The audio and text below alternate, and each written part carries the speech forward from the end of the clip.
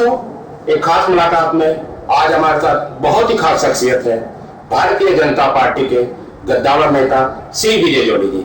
Sir, ML news में आपका बहुत बहुत स्वागत है। सर, जैसा कि हम जानते हैं आपका दिल्ली स्टडी ग्रुप के नाम से एक ग्रुप चल रहा है। हम जानना चाहते हैं सर, वो भारत में कैसे काम कर रहा है? देखिए, सबसे पहले तो मैं एमएल न्यूज का बहुत बहुत धन्यवाद करता हूं कि आपने मेरे साथ ये इंटरव्यू रखा। Sir, thank you. और आपके इस इंटरव्यू के माध्यम से देश के लाखों और करोड़ों दर्शकों तक मैं अपनी आवाज पहुंचा पा रहा हूं, इसलिए मैं आपका तहे दिल से शुक्रिया अदा करता हूं। दिल्ली स्टडी ग्रुप एक सोशियो पॉलिटिकल और कल्चरल एनजीओ है जो पिछले 25 वर्षों से दिल्ली के अंदर सामायिक विषयों के ऊपर परिचर्चाओं के माध्यम से, रिसर्च पेपर्स के आधार पर बाहर के और देश की विभिन्न समस्याओं के ऊपर न केवल विचार विमर्श करता है, वाद विवाद करता है, अपितु जो संबंधित अधिकारी हैं, राजनेता हैं, सरकार में हैं या विपक्ष में हैं, उन तक जनता की आवाज को पहुंचाने का एक सार्थक प्रयास भी करता है। दिल्ली स्टडी ग्रुप में lawyers, doctors, engineers, ex serviceman, student leaders, शिक्षाविद, एक्स डिप्लोमैट्स सब मेंबर हैं सर। हमारे मेंबर्स हैं दिल्ली स्टडी ग्रुप के सर। और दिल्ली स्टडी ग्रुप एक रजिस्टर्ड स्वयंसेवी गैर सरकारी संस्था है जिसके अकाउंट्स प्रति वर्ष ऑडिट होते हैं।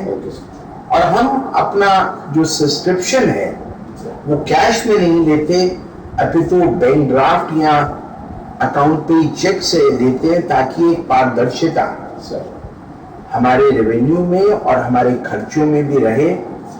और मुझे बहुत खुशी है, भारत की गणमान्य जानी मानी हस्तियां दिल्ली स्टडी ग्रुप के वेटरन्स के अंदर सुशोभित हैं, जिनमें पूर्व कैबिनेट मंत्री सैयद शाहनवाज हुसैन साहब, भारत की वर्तमान में additional solicitor general of India और भारत की मशहूर वकील श्रीमती पिंकी आनंद, दिल्ली के युवा सांसद प्रवेश वर्मा और पूर्व विधायक रहे सिख गुरुद्वारा प्रबंधक कमेटी के महामंत्री एमएस सिरसा साहब हमारे ऑफिस बेरर्स का प्रतिनिधित्व पैटर्न के नाते करते हैं सर। तो इसमें सर जो दिल्ली स्टडी ग्रुप है, इसके कोई डेलीगेशन भी सर आप बाहर भेजते होंगे जो कि आगे वहां पे सर करके आए कैसे? देखिए, ये बहुत बड़ी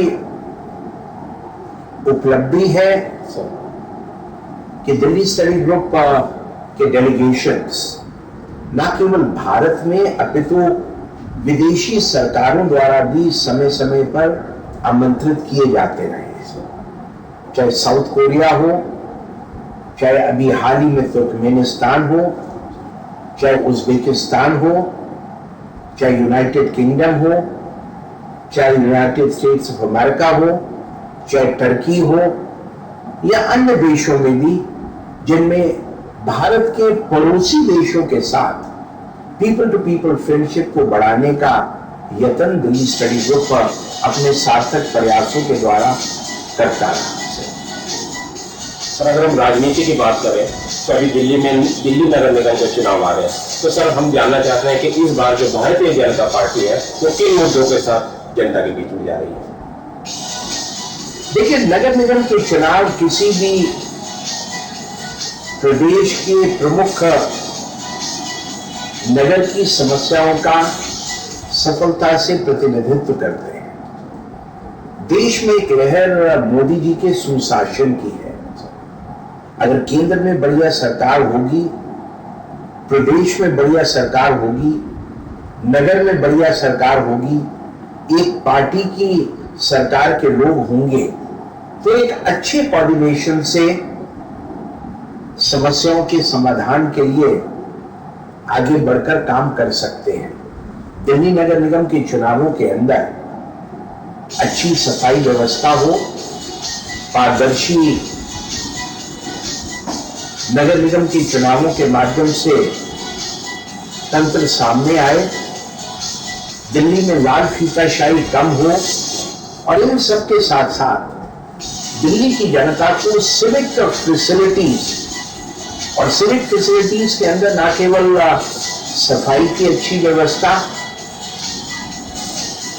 न केवल नगर निगम के स्कूलों में अच्छी शिक्षा व्यवस्था, दोपहर का भोजन छोटे बच्चों को समय पर मिले, दिल्ली के अंदर जो नागरिक सुविधाएं, जो आम आदमी पार्टी ने दिल्ली के नागरिकों को आश्वासन दिया था और 2 साल बीत जाने के बाद भी अरविंद केजरीवाल साहब की सरकार उसमें असफल रही है, उन सभी कमियों को भरपूर तरीके से निपटने के लिए भारतीय जनता पार्टी दिल्ली नगर निगम के चुनावों में एक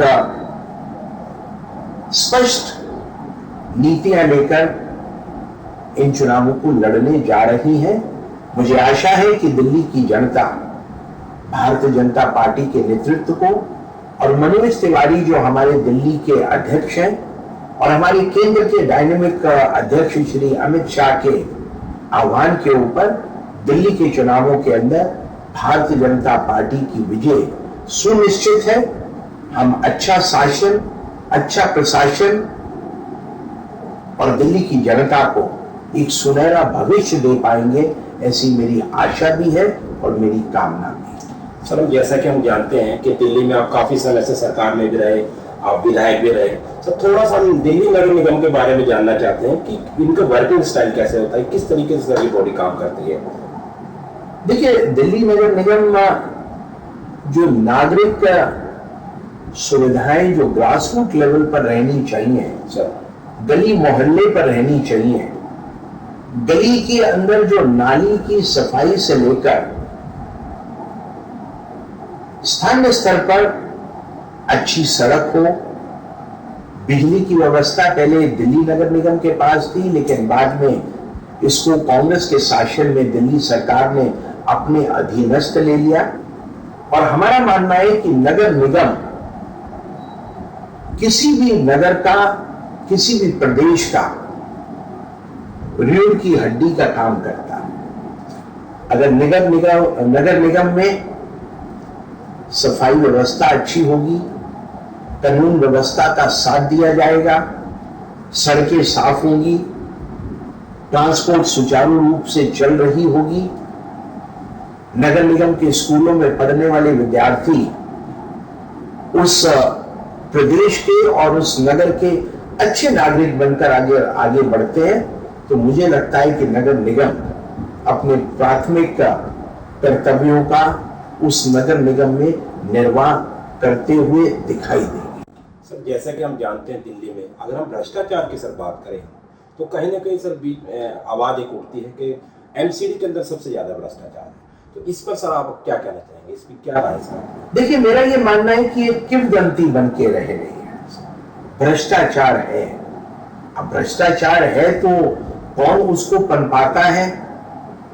अगर आप ये मन में प्रण कर लें कि मैं अपना काम शॉर्टकट से करवाने की जगह मैं लाइन में खड़ा होकर व्यवस्था का एक अंग बनकर मैं पैसा नहीं देने का प्रण लेता हूं, तो मुझे नहीं लगता है कि कोई भी अधिकारी भ्रष्टाचार को पनपने का मौका दे सकता है। जो लोग ये आरोप लगाते हैं कि दिल्ली नगर निगम एक भ्रष्टाचार का अड्डा है, मेरा उनको खुला चैलेंज है।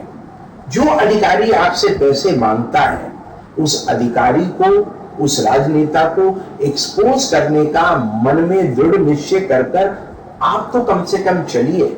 जो आपसे पैसे लेना चाहता है, अगर 10 लोग लेना चाहते हैं और आपने 9 लोगों को पकड़वा दिया, तो मुझे नहीं लगता बाकी 20 लोग भ्रष्टाचार के नाते आपसे पैसे की मांग कर सकते हैं। लेकिन अगर आप किसी किंवदंती के चलते, एक आम धारणा के चलते ये कहें देश में भ्रष्टाचार है, प्रदेश में भ्रष्टाचार है, नगर निगम में भ्रष्टाचार है, घर में भ्रष्टाचार है, पड़ोस में भ्रष्टाचार है, तो वो एक किंवदंती बनकर रह जाएगा।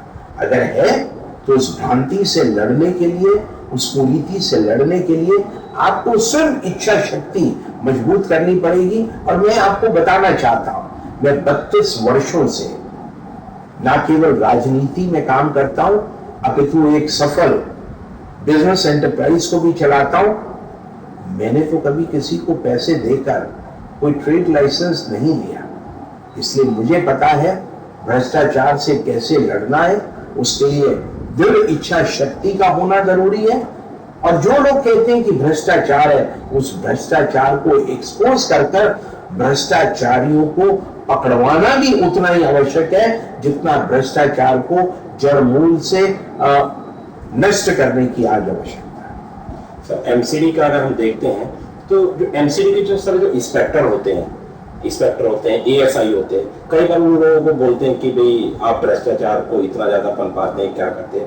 तो सूत्रों से हमें पता चला कि वो कहते हैं, ये इंस्पेक्टर के सरल अल्फाज हैं कि हम तो ठीक से काम करना चाहते हैं, लेकिन हम क्या करें, हम जिनके अंडर हैं वो हमें मजबूर करते हैं। तो सर, आप इसको कितना सही मानते हैं? देखिए, मेरा ये मानना है कि ताली दोनों हाथ से बजती है। अगर एक स्वच्छ प्रशासन देना चाहता है और दूसरा हाथ स्वच्छ शासन देना चाहता है तो ताली सकारात्मक बजेगी।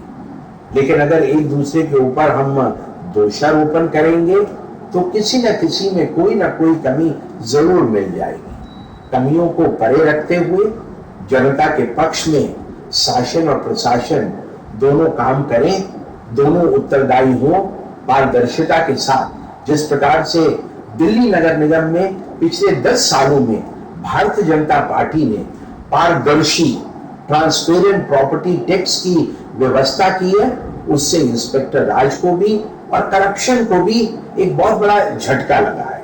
और ये प्रतिबद्धता भारतीय जनता पार्टी की मोदी जी के सुशासन से ली गई एक कड़ी का एक हिस्सा है। और मुझे लगता है दिल्ली में भारतीय जनता पार्टी दोबारा नगर निगम के चुनावों में जनता का विश्वास लेकर तीनों कॉरपोरेशन में विजयी होगी और हम अच्छा शासन और प्रशासन देने की ओर अग्रसर होंगे। सर, जो हमारे माननीय प्रधानमंत्री मोदी जी का जो हमारा एक प्रोग्राम चल रहा है स्वच्छ भारत अभियान, आपको नहीं लगता सर अगर दिल्ली एमसीडी अगर एकदम क्लीनर विदाउट भ्रष्टाचार अगर काम करे तो उनका जो ये प्रोग्राम है बहुत ज्यादा अच्छे से चल सकता है दिल्ली में? स्वच्छता अभियान तब तक अच्छा नहीं चल सकता जब तक दिल्ली का प्रत्येक नागरिक ये स्वयं तय नहीं कर ले, मैं अपना घर साफ रखूंगा, मैं अपने घर के बाहर का थड़ा साफ रखूंगा, मैं अपने पड़ोसी के घर के बाहर की सड़क साफ रखूंगा। मैं स्वयं ये निश्चय करता हूं, ना मैं कूड़ा फेंकूंगा और ना कूड़ा फेंकने दूंगा, ना मैं भ्रष्टाचार करूंगा, ना मैं भ्रष्टाचार को सहन करूंगा। जब तक ये प्रतिबद्धता दिल्ली का प्रत्येक नागरिक अपने मन में और दिल में नहीं लेगा, तब तक कोई भी सरकारी अभियान केवल कागजों पर एक पॉलिसी के रूप में जरूर बनकर दिखेगा। लेकिन मैं बधाई देना चाहता हूं भारत के प्रधानमंत्री की, उन्होंने जिस प्रकार से स्वच्छता अभियान को प्राथमिकता देते हुए देश भर में और ना केवल देश भर में, दुनिया के अंदर भी, मैं दुनिया के 84 देशों का दौरा कर चुका हूं, जिस प्रकार से पिछले 2.5 वर्षों के अंदर नरेंद्र मोदी जी के द्वारा भ्रष्टाचार के बारे में, सफाई के बारे में, शौचालयों के बारे में, अच्छी शिक्षा के बारे में, सुशासन के बारे में और भ्रष्टाचार मुक्त शासन और प्रशासन देने की बात हुई है, वो कहीं ना कहीं उसके सकारात्मक पॉजिटिव रिजल्ट्स हमें देखने को मिल रहे हैं। सर, एमएलए से बात करने के लिए आपका बहुत बहुत शुक्रिया सर, धन्यवाद। धन्यवाद।